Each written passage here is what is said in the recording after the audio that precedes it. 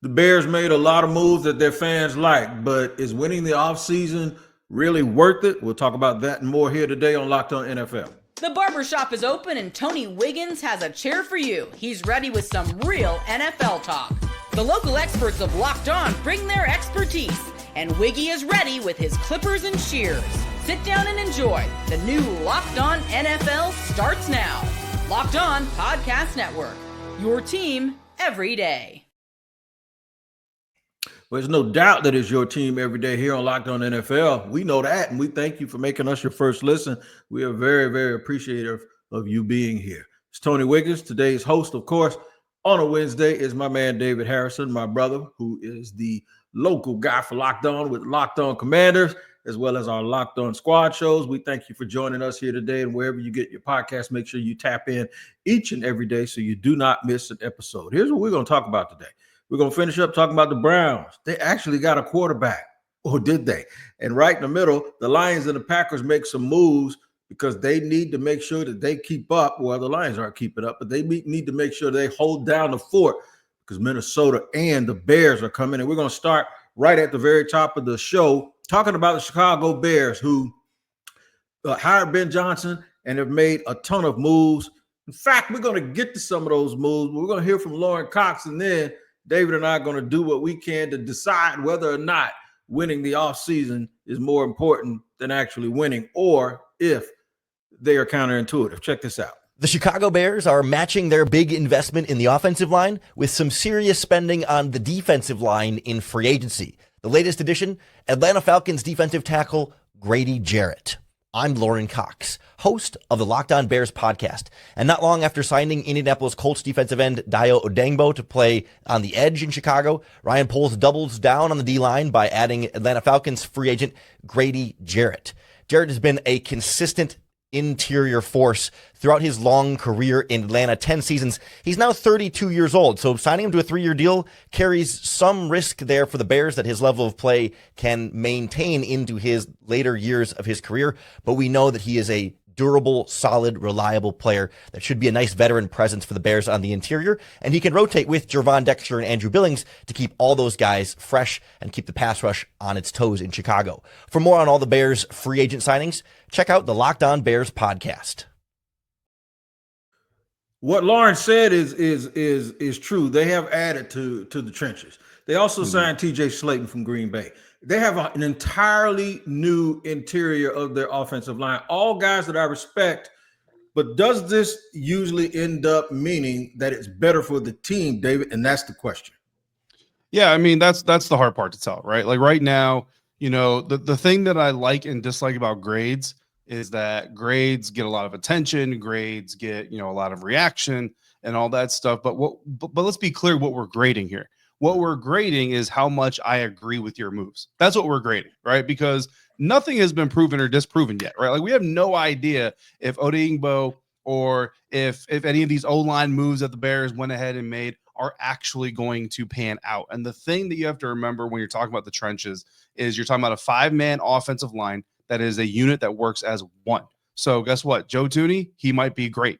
Drew Dahlman, he might be great. Jonah Jackson, he might be great. But if those 3 dudes don't work well together, they're all going to look like trash. You know what I mean? That's just the bottom line truth about offensive lines. Defensive lines, not much different. Now, they don't work quite as much as a unit, but don't get it twisted. Like they work in tandem. Like it's important for the left side defensive end to understand what the right defensive tackle is doing and how that plays off the right side defensive end and how that works off the second level blitzer that's coming on a delayed blitz, right? All of those things matter. This is very much a choreographed effort.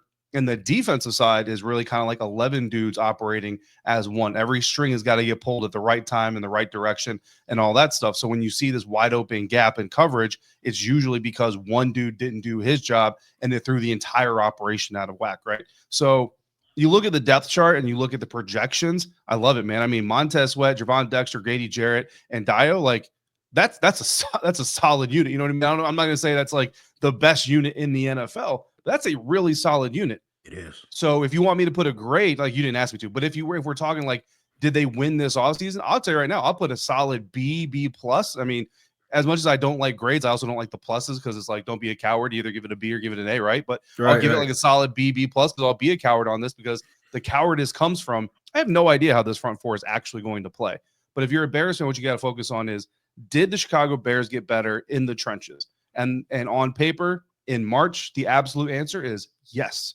And I'll always go back to Daniel Jeremiah, Bucky Brooks. It's really hard to be a good team if you're bad in the trenches. Really hard to be a bad team if you're good in the trenches. The Chicago Bears are getting better in the trenches on paper. Now, come back in August and September, and we'll find out if they got better on the field. But right now, they got better on paper.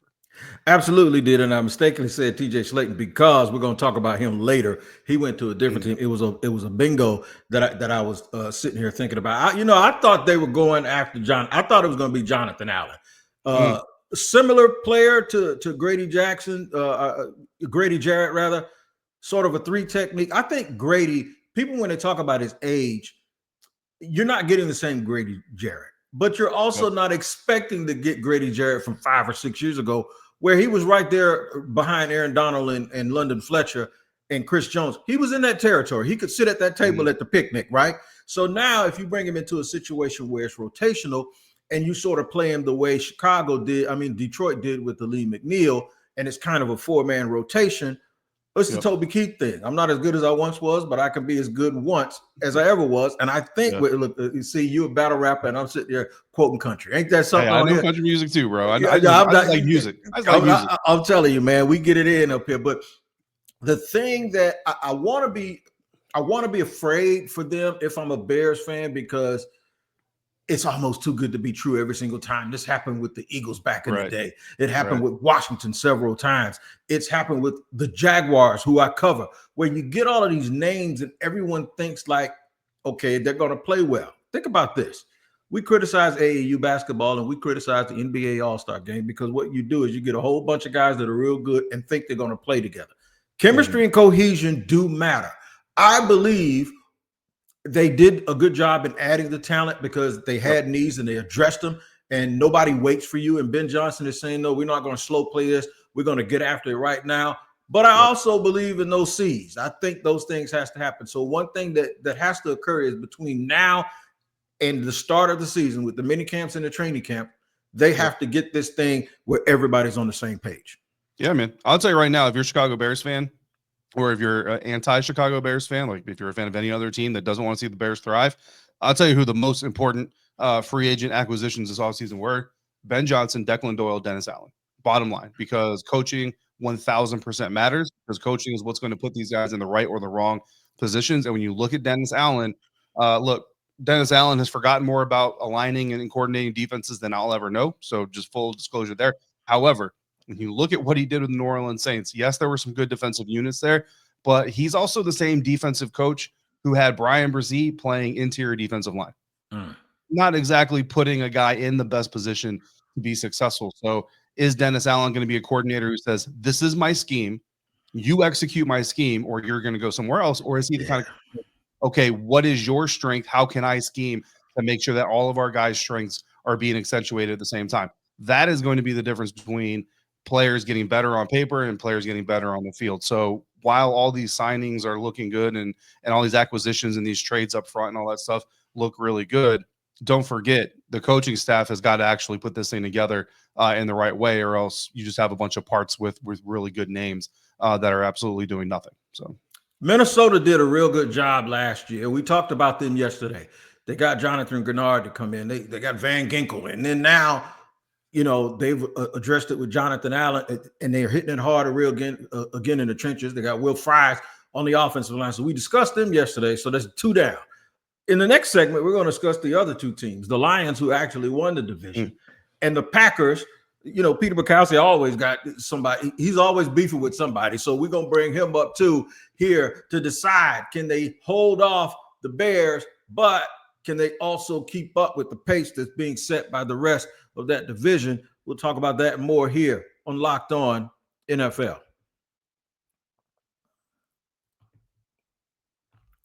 All right, today's show is sponsored and brought to you by BetterHelp. Taking care of your mental health can feel like a big investment and it's just important as taking care of your body. Trust me, I know. Traditional in-person therapy can be very expensive and cost between $100 and $250 per person.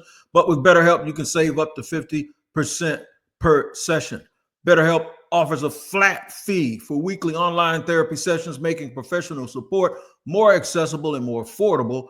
With over 30,000 therapists and over 5 million people helped, it's the world's largest online therapy platform.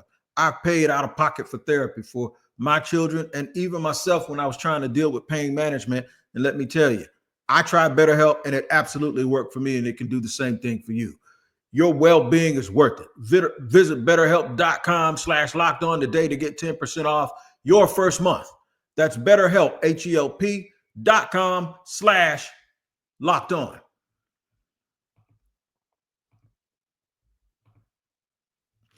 All right, running it down here on Locked On NFL, talking about league-wide things that happen. Had to give the Bears some love. I am not poo-pooing the fact that they added really, really good players. That's what you're supposed to do. I think if the players work out, fine. If they don't work out, they're going to get talked about. And hopefully they structure these contracts where it doesn't hurt them too much. The Packers are a team that in the past, they did not go out and do a whole bunch of free agency because they were a serious draft and develop team. Philadelphia was like that. Pittsburgh was like that. I want to hear from Peter Bukowski and let him explain what the Packers have been doing the last couple of days.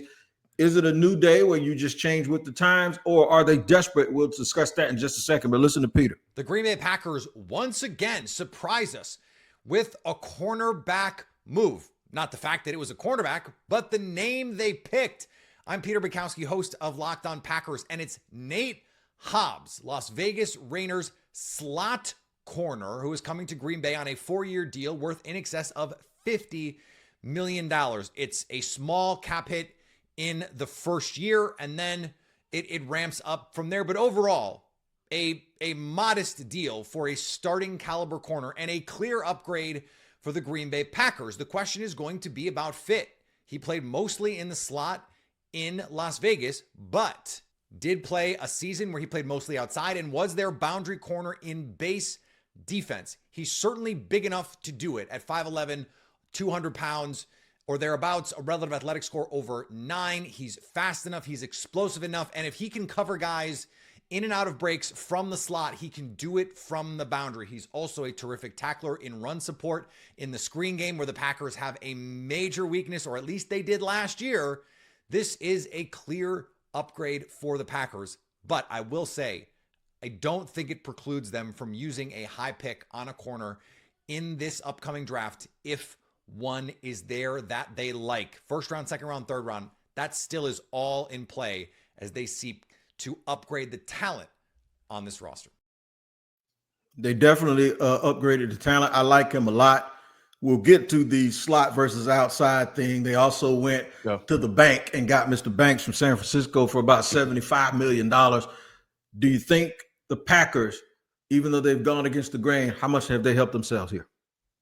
I mean, look, they definitely made themselves better, right? And I think that's just the kind of the biggest part of looking at this. I think the Packers are starting to take a little bit more of a balanced approach, right? Instead of leaning heavily on just kind of bringing as many young players as you can and grow them as fast as you can and all that stuff. Look, this is a franchise that, you know, they're like the Dallas Cowboys in a lot of ways, Wig, where the team is constantly in competition. They're constantly in the postseason or the postseason conversation at the end of the year. You know, even though the Dallas Cowboys didn't make the playoffs this year, like, that's kind of a one-off compared, and everybody kind of laughs at him and points at him and says, ha, ha, ha, like, you know, Jaden Daniels wasn't even born last time the Dallas Cowboys won a Super Bowl. And look, that's true, but the Dallas Cowboys have been to a lot of postseasons since Jaden Daniels has been born, right? The Green Bay Packers are kind of in the same place, which kind of feels a little bit like purgatory. I mean, they got 30-plus years of Hall of Fame quarterback play and 2 rings to show for it. Yes, sir. Now, don't get me wrong, 2 rings is great. Detroit Lions would love to have 2 rings in that 30-year span, right? But when you look at what you've had again, a quarterback for 30-plus years, like, bro, you should have more than 2 rings. So is it because they were never aggressive enough, you know, to go put the winning pieces together, you know, all that other stuff? That's all like football theology type of stuff. I think right now we're seeing the Packers kind of take a balanced look at it because they're not getting Hall of Fame play at the quarterback position, right? Jordan Love is solid, certainly, but he's not a Hall of Fame quarterback, at least not today, right? And not on that path. So you have to go do things to try to help him. The cornerback situation in Green Bay, I think, is the most dire situation for them because, yeah, Nate Hobbs is a nice piece. I look at him as a slot corner. That doesn't matter in the Green Bay Packers defensive room, but that's just what it is for this conversation. Jair Alexander is expected to be on his way out, so the secondary in Green Bay, they got to do a lot of work there, and they're not doing a lot of work there. Like, they haven't moved Jair yet, and it's because I'm assuming they're either not getting any offers because everybody's just like, we'll just wait for you to release him and sign him on the cheap, or they're not willing to take the 7th rounder that a team like, I don't know, the Washington Commanders should be floating at them to try to take a chance on an all-pro caliber corner when he's healthy. So, the Packers have some work to do still. I like that they're being a little bit more free in free agency, but it kind of feels like they're just like dipping their toe in the water, and they're like, maybe we'll see if we like it, maybe we'll see if we don't. The problem is, bro, ain't no such thing as halfway winners. Ain't no such thing. If I can do that, right? You gotta be all in, or you gotta be all the way out, right? Like the Washington Commanders, you hear about that Laramie Tunsil trade for a left tackle, but guess what? They were planning on going after Ronnie Stanley. They wanted to go after Moore. They had a lot of sticks in the fire to say, we're gonna go improve this left tackle situation. We're gonna put 5 pokers in the fire. One of these bad boys is gonna come out lit. Turns out it was Laramie Tunsil. Like, if you're gonna go in to do this, you gotta go in to do it all the way. Got to go ahead and do it all the way. I totally agree with you. The one thing about Green Bay and Pittsburgh, if there's a criticism, and it's hard to criticize a team that is that consistently like you said, they're always kind of right there, but it's almost like boot camp. You're doing everything right, but you're hiding. That drills, you ain't gonna be able to do. He's gonna come get you eventually and find out if you can react under duress. And so I sense a feeling that some people get frustrated with Green Bay and Pittsburgh because they're hiding behind relevance. And I wouldn't call it mediocrity, but I would call it relevance. And relevance is a little bit above mediocrity. It's like good enough to make noise, good enough for everybody to keep their job, staying within a couple of plays here or there from advancing to the divisional round. And it's enough for people to pat you on the back, but really don't hide. I'm going to come and get you. Is that enough? Is that really the end game? Is that really the goal? Detroit, they are a team that I think is totally unsatisfied with where they are, right? Like that, even though they were in football purgatory for 50 years, Dan Campbell isn't the type to sit there and go, yeah, at least we're better than we used to be. Hell no, he wants to win. They're losing players to attrition because they've been playing so well. A lot of their guys are getting re-signed. They made a signing yesterday, though, that I am really on board with. And here's my man, Matt Derry, to talk about it. I'm Matt Derry with Locked On Lions. Some breaking news this afternoon. First day of NFL free agency. The Lions lose cornerback Carlton Davis to the Patriots. Their number 1 corner goes to New England for 3 years and $20 million a season. 3 years, $60 million. Lions don't waste any time. They go out and they get DJ Reed from the Jets. 3 years at a reported $48 million. So they save $12 million, and they get a guy that's an excellent tackler, 7-year vet who spent the last few years with the Jets. Very good cornerback who can play the inside and the outside. DJ Reed is the newest Detroit Lion. First big signing for Brad Holmes and company. Didn't think they'd go to $16 million for a corner, but they do it to get DJ Reed in town to replace Carlton Davis. More later on Locked On Lions, wherever you get your podcasts. Of all of the signings, if you try to match team personality with player, to me, this is number 1. I think he's a perfect fit. Now he's a little small, and Carlton Davis from your days covering Tampa, he's a big physical dude. Do you think they were actually able to upgrade and pay $6 million a year less than, $4 million per year less than it would have taken to keep Carlton? I think overall they broke even. You know what I mean? Like Carlton Davis and DJ Reed are very different players, right? Like I call Carlton Davis a dog, right? Like he's a dog. Like that dude is a fighter. DJ Reed is a scrapper. You know what I mean? And there's a difference. They're similar, but there's a difference.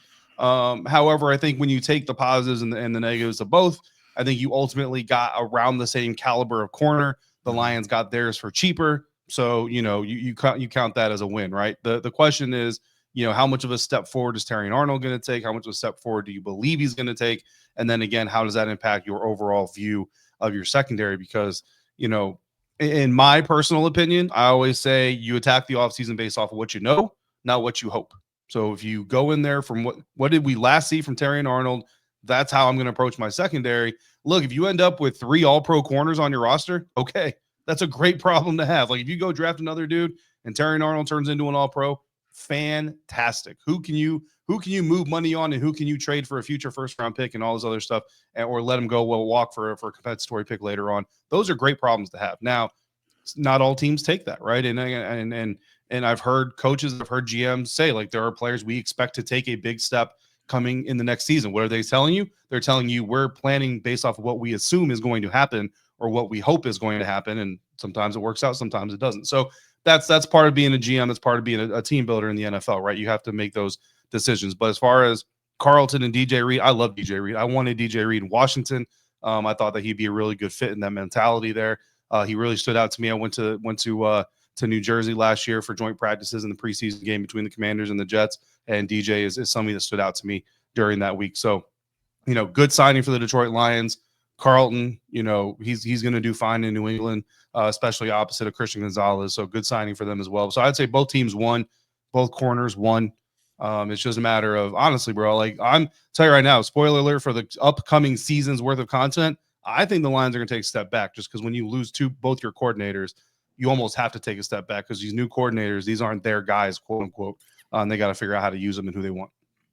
No doubt about it. And it's fun to sit here and imagine if Washington and Detroit could line that thing up right now, it would be Carlton Davis, and it wouldn't be Carlton Davis, it'd be DJ Reed. But Washington would have Deebo Samuel, who they did not have when they beat Detroit. All right, we're going to get to some AFC North conversation. I think the Browns signed a quarterback. Well, when you say stuff like that, you got to put it in context. And that's exactly what we're going to do here in segment 3 in just a second on Locked On NFL. All right, today's show is sponsored and brought to you by FanDuel. March Madness is here, and FanDuel is giving you the chance to get in on the action like never before. Right now, new customers can get $200 in bonus bets when your first $5 bet wins. That's $200 to use on everything from buzzer beaters to Cinderella stories and even who's cutting down the nets. I love March Madness, man. March Madness is very unique. There is nothing else like it, and you can trust that there will be upset, so you better make sure you get in on the action. Here's what I want you to do. Go and visit FanDuel.com, and it'll get you in on the action, right? It's all about college hoops, all about the action, all tournament long. Make sure you visit FanDuel and get the $200 in bonus bets when your first $5 bet wins. That is FanDuel.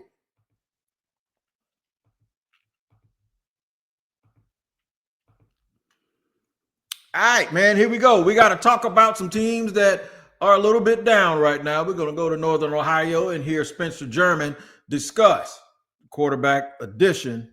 I think that's what he's going to talk about, since that was the big news yesterday. But here's your man, Spencer German, with Locked On Browns, talking about Cleveland. But I'm looking at it as 3 different styles or 3 different types of quarterbacks that the Browns are likely prioritizing this offseason. Kenny Pickett fulfills one of those. He is the quote-unquote reclamation project. He is the guy that, again, went somewhere else, wasn't very good in his first start or his first stop with the Steelers, goes somewhere to sort of cleanse his image, and then ends up at a different team with a chance to sort of prove himself and prove if he really has turned his career around. There's going to be another veteran that they sign at some point, somebody who can be sort of the leader, the elder statesman of the group, who can lead that charge, help nurture a rookie, help set a rookie up for success. That's the second bucket that I'm thinking of when I think of how they're going to restack this quarterback depth chart. A reclamation project, a veteran who's sort of proven, you know what to expect. There's no saving their career type thing. Like, they are just who they are. And, that's fine. And then the third one is a rookie. Spencer makes some good points. I know fans will go, I don't want to hear that about no reclamation project and all of that. But honestly, man, when you look at these rosters and depth charts to talk about going into training camp, your QB2/QB3, a dude that used to be a former first-round pick, someone who's thrown some balls in the league, as long as you temper your expectations, I absolutely think this is actually a pretty decent signing for for Cleveland, but it's easy also to pick at a little bit. I mean, yeah, look, you can pick at a lot of things, right? But I mean, at the end of the day, it's a very low risk, high reward, approach, right? And I think, I'm not tapped into the Cleveland Browns fan base, but I went through something similar in my final years covering the Tampa Bay Buccaneers when they went out and got Baker Mayfield. You know what I mean? And I'll be honest, I was part of the Bucs media group that went out there and said, well, okay, congratulations. All the Buccaneers did is stick themselves back in purgatory because now they're going to win enough games to not go get a top shelf quarterback in the NFL draft, but they're not going to win enough games to make them really relevant or to get them close to a championship. I was wrong, right? It happens. Baker Mayfield came in, and I mean, they haven't won a championship, and they got bounced out of the wild card round in the last year's playoffs. But I think when you look at the Tampa Bay Buccaneers, you can say that that's a team that, when healthy, clearly one of the top 6-7 teams in the NFC. You know what I mean? So they continue to develop, continue to grow, put the right pieces in there. They could be a little bit better. Honestly, if I'm a Cleveland Browns fan, I'm more upset that you got no money. You got no money nothing. because you're paying Deshaun all this money and you're paying Myles Garrett all this money. Like, I just want to know where you're gonna bring in the rest of the players that are gonna help this team win some meaningful games beyond the quarter. And I know the quarterback's the most important position, right? But listen, there's maybe a handful of quarterbacks in the NFL every year that elevates their teams, right? I mean, I know this isn't the topic of conversation, but like, let's talk about Brock Purdy. Does Brock Purdy elevate the San Francisco 49ers offense? I don't think so. I think he runs it well. Right. Does he make anybody there better than they already were? I don't think so. You know what I mean? So if you don't have that difference maker at quarterback, you've got to go get difference makers around the quarterback. That's what the Ravens did with Joe Flacco. That's why they won a Super Bowl with Joe Flacco. So if you're going to win a Super Bowl with Kenny Pickett or with any other quarterback similar to Kenny Pickett, you got to have people around him. And I know Myles Garrett is one of those people, but guess what?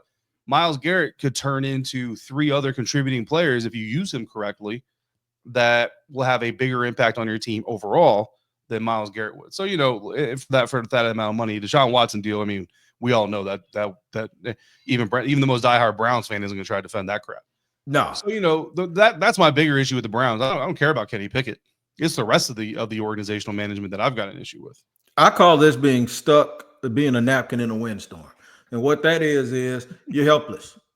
Yeah. Whenever that wind stops blowing, whether you might end up in a park, you might end up in the sewer, you might end up in some rich person's car and sitting there riding around in a Rolls Royce under the seat forever. And you're not intentional. And when you're a napkin in a windstorm, that means you do not have control of your destination or your future. And I think that's where Cleveland is right now. And the reason is because of the Deshaun Watson contract. A team that has been trying to figure it out over the last few weeks, months actually. Cincinnati fired a defensive coordinator. Yeah. I ain't going to tell people what you texted me the other night about them when they put Trey Hendrickson on the market. So they got that stuff that they need to deal with.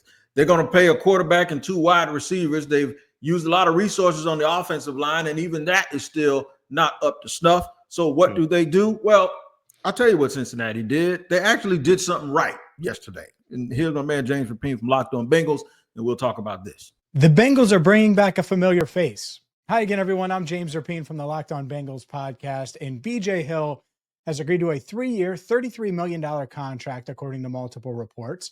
It's a contract that is really similar to what he agreed to in 2021 when he signed a 3-year, $30 million deal.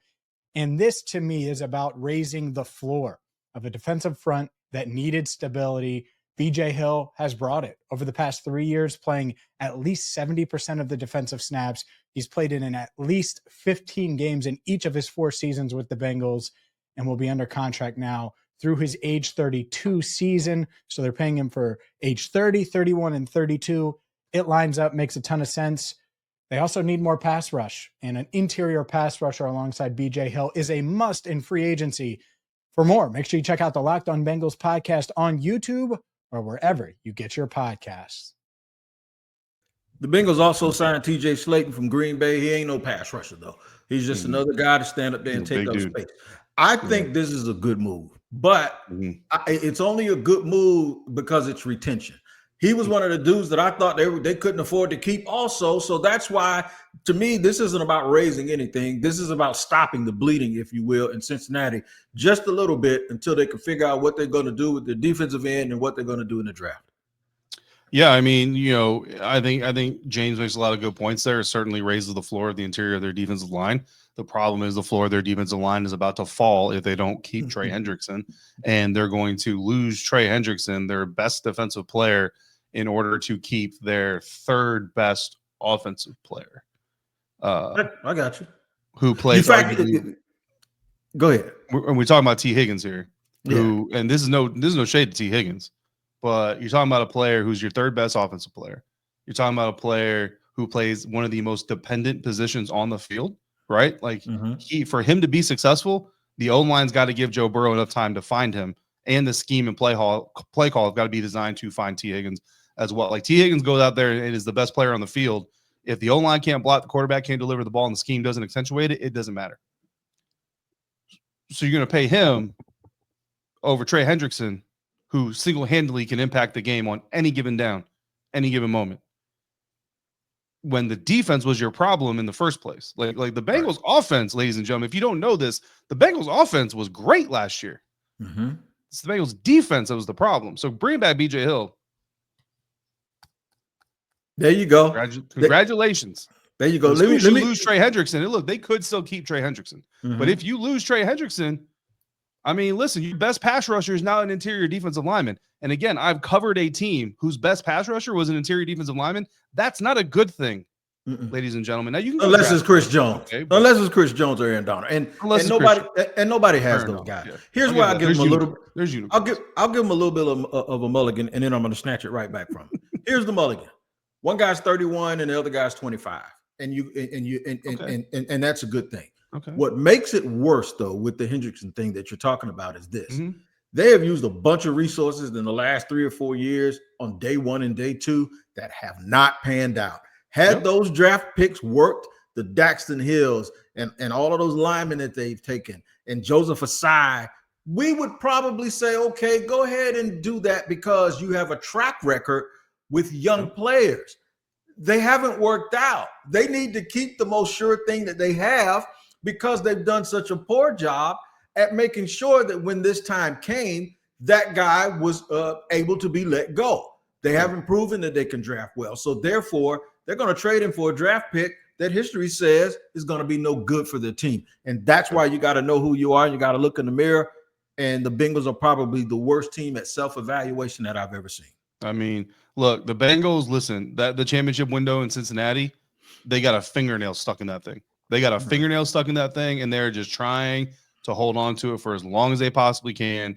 And again, I mean, look, again, no disrespect to T. Higgins, man, but you could have saved yourself $20 million and gone and got, you might have been able to lure Devontae Adams and save $15 million and keep him from going home with enough dough and the opportunity to play with Joe Burrow and opposite Jamar Chase. I mean, you go get Darius Slayton and draft another dude and still be in a very solid offensive position. You talk about draft history. How many young tight ends have we seen come into this league and just completely, and not completely, but significantly help alter the fortunes of specific offenses, right? The Buffalo Bills got two guys who have come out of the NFL draft in the last decade. The Cincinnati Bengals, meanwhile, are sitting there with Mike Gesicki. Yeah. There's a reason that like you said, the Cincinnati Bengals feel like they need to cling to T. Higgins, but it's not smart football. It's not smart team building. And like I said, if they lose Trey Hendrickson, which the more money they spend, it says they're going to lose Trey Hendrickson. Because I think Trey's in a situation now where if the Bengals and this team are going to offer me the same amount of money, I'm going to go to that team. Because if I'm going to take less money than I wanted, I'm going to do it for a different team than I am going to do it for the team that I wanted more money from, considering everything that they're doing. So, yeah, man, I mean, I'll tell everybody what I said in that text. I don't care. Cincinnati Bengals are not smart. Is just the best way I can put it for you. That is exactly what he said. He said that before I was going to record a show for Friday. All right, we'd like to thank you for making Locked On NFL your first listen today, your second listen. Check out the Locked On NFL Draft with Damian Parson and Keith Sanchez, my dudes, man. Now that the season is over and free agency has started, get the latest draft rankings, rumors, and news every day. Find Locked On NFL Draft on YouTube or wherever you get or listen to your podcast. The mock drafts hit different now because you know who these teams have gone after and signed in free agency. David, as always, great stuff. See you next Wednesday here on Locked On NFL. Y'all make sure y'all tap in with Tyler Rowland in the morning for breaking news. The official signing day is now upon us, and these things will become official if nobody does an about face and changes their mind like they did before. We'll have it for you if they do here on Locked On NFL. Thank you very much for joining us. Take care.